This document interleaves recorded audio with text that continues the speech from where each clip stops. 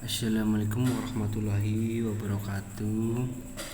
Saya Arif Ratsongko dari kelas KM 202 dengan nomor induk mahasiswa 2405001010208 dari Prodi PJJ Komunikasi ingin menyampaikan materi yaitu anger management atau mengontrol emosi.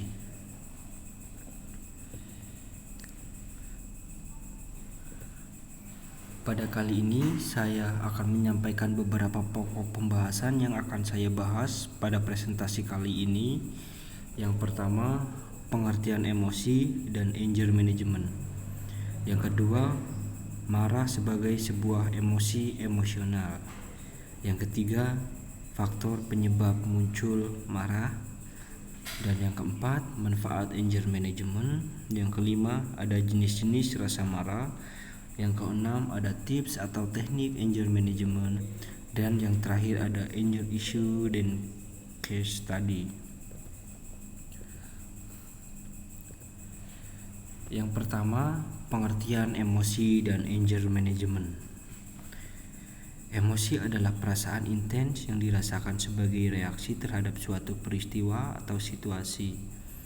Ini adalah keadaan kompleks yang melibatkan pengalaman subjektif, perubahan fisiologis, dan respon perilaku. Emosi dapat mempengaruhi pikiran, persepsi, dan tindakan seseorang dan dapat berkisar dari ringan hingga intens. Anger management adalah proses pembelajaran untuk mengenali, memahami, dan mengelola emosi kemarahan secara sehat dan konstruktif. Marah adalah emosi yang kuat dan negatif, ditandai dengan perasaan yang tidak suka, kesal, atau jengkel. Seringkali sebagai reaksi terhadap sesuatu yang dianggap salah atau buruk. Marah bisa memicu keinginan untuk menyakiti orang lain, berteriak, atau melakukan tindakan lain sebagai bentuk ekspresi kemarahan.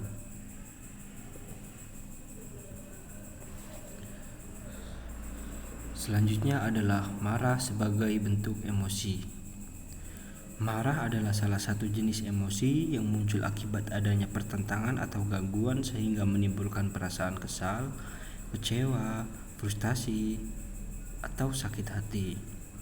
Seseorang bisa marah pada orang tertentu karena faktor tertentu seperti acara atau peristiwa traumatis dan marah pada masalah pribadi.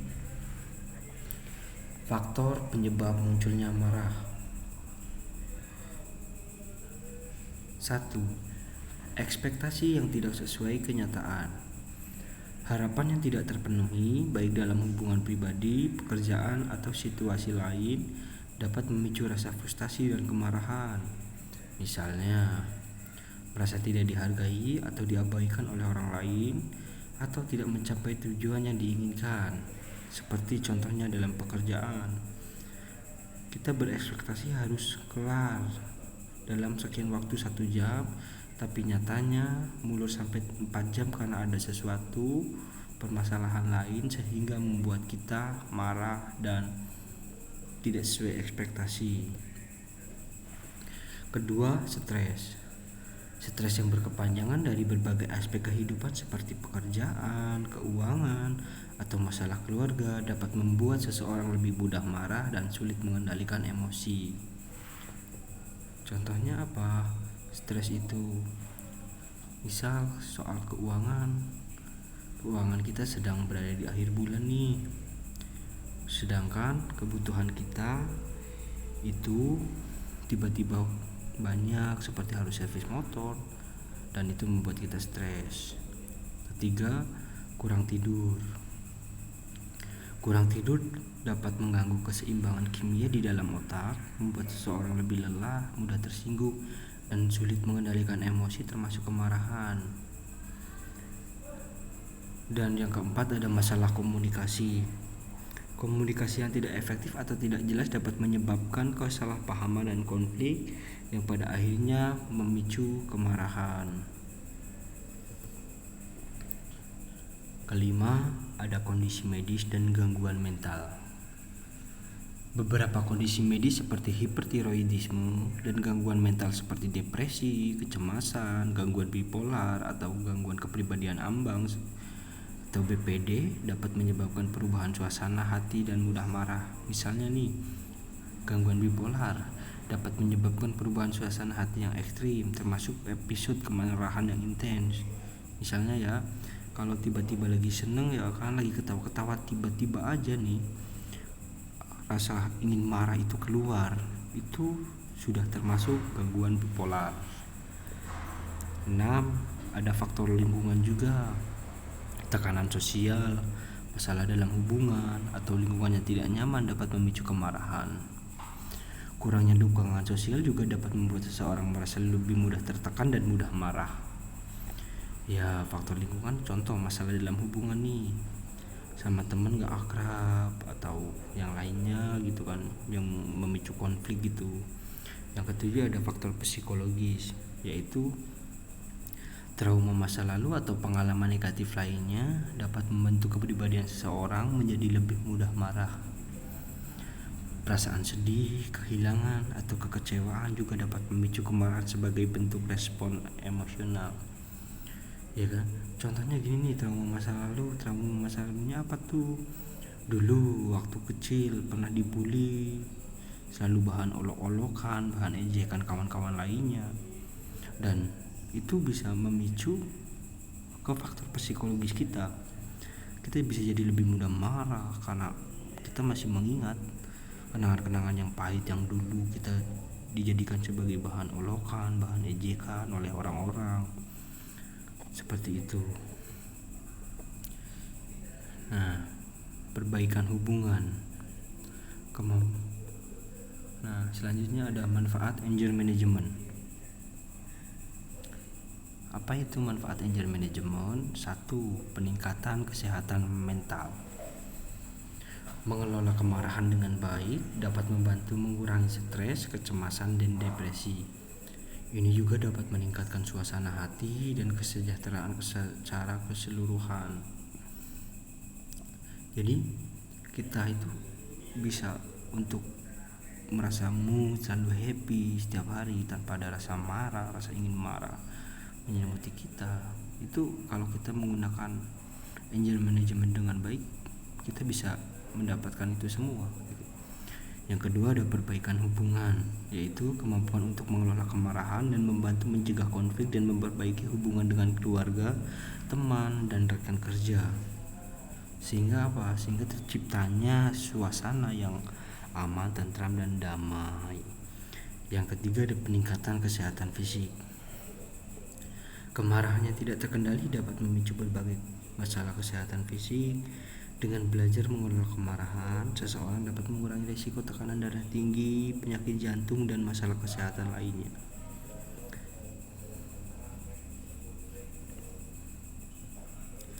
Selanjutnya ada peningkatan kualitas hidup. Dengan mengelola kemarahan, seseorang dapat merasa lebih tenang, bahagia, dan memiliki kontrol lebih besar atas hidup mereka. Selanjutnya, pengembangan keterampilan coping. Anger management melibatkan pembelajaran berbagai strategi coping seperti teknik relaksasi, latihan pernapasan, dan komunikasi asertif yang dapat membantu seseorang menghadapi situasi yang memicu kemarahan dengan lebih efektif. Selanjutnya ada peningkatan kepercayaan diri. Mampu mengendalikan emosi, termasuk kemarahan, dapat meningkatkan kepercayaan diri dan harga diri seseorang. Jadi apa? Jadi orang-orang lain itu melihat diri kita itu sebagai seseorang yang berwibawa. Karena apa? Karena kita bisa menahan amarah gitu. Jadi menyelesaikan semuanya dengan tenang. Pengurangan konflik. Dengan belajar mengelola kemarahan, seseorang dapat mengurangi konflik dalam hubungan interpersonal dan menciptakan lingkungan yang lebih harmonis. Kadangkala kalau ada sesuatu yang membuat kita marah, contoh berhubungan dengan teman, dan kita pun ikut marah, itu malah timbul konflik yang lain. Jadi dengan kita menerapkan ilmu anger management, maka pengurangan konflik itu bisa terjadi. Karena apa? Karena semuanya diselesaikan dengan tenang dan kepala dingin. Nah, sekarang Kita lanjut ke jenis-jenis marah. Jenis-jenis marah ada dua, yaitu marah implisit anger in dan marah eksplisit anger out. Saya jelaskan yang pertama dulu. Marah implisit atau anger in adalah marah yang dipendam dan tidak bisa diekspresikan secara langsung. Seringkali mengarah pada perasaan negatif seperti depresi dan benci pada diri sendiri. Contohnya gini nih. Misal kita benci ke seseorang karena seseorang tersebut telah membuat diri kita marah. Hal yang kita lakukan itu, kita tidak bisa marah nih, kita cuma bisa memendamnya, cuma bisa mendem, dan itu bakal mempengaruhi ke psikis kita sendiri. Lalu selanjutnya ada marah eksplisit atau anger out. Marah yang diekspresikan secara terbuka baik melalui kata-kata maupun tindakan. Contohnya gini nih. Contohnya misal kita ada orang yang melakukan kesalahan sehingga membuat kita marah, kita langsung memaki-maki dia. Kamu kerjanya tidak benar. Kamu kayak gini salah, harusnya kayak gini gitu. Ataupun melalui tindakan. Kita mencari benda di sekitar kita, dilempar, dipukul atau diapa, itu termasuk marah eksplisit atau anger out. Selanjutnya ada tips anger management. Pertama, lakukan metode time out. Bila masalah yang memicu amarah cukup pelik, carilah tempat yang tenang, lalu duduk dengan tegap dan nyaman. Setelahnya lakukan teknik pernapasan dalam. Jadi contohnya gini, kita lagi marah nih, kita lagi pusing atau apa, kita cari tempat kayak danau, taman atau apa, atau bahkan bisa ke gunung, kemana, kita di situ melakukan meditasi juga bisa, atau kita melamun sebentar untuk mengalihkan amarah itu. Yang kedua adalah lakukan kegiatan lain untuk mengalihkan rasa marah. Mengalihkan rasa marah dengan kegiatan yang positif seperti lari, gym, berenang, ataupun bahkan bisa tinju gitu kan. Yang ketiga ada konsultasikan kepada psikolog. Jangan ragu untuk meminta bantuan profesional seperti ahli kejiwaan sehingga dapat mencegah kerusakan yang lebih jauh, baik secara fisik, mental, dan sosial. Jika Anda tidak mengatasi rasa marah yang menyelimuti diri, kondisi tersebut dapat berujung pada kecemasan dan depresi. Jadi kalian gak usah ragu untuk meminta bantuan ke psikolog itu, karena justru psikolog itu bakal mendengar cerita kalian, bahkan bisa memberi kalian solusi terbaik buat menghadapi apa yang sedang kalian alami, dan itu sangat bagus untuk diri kalian sendiri.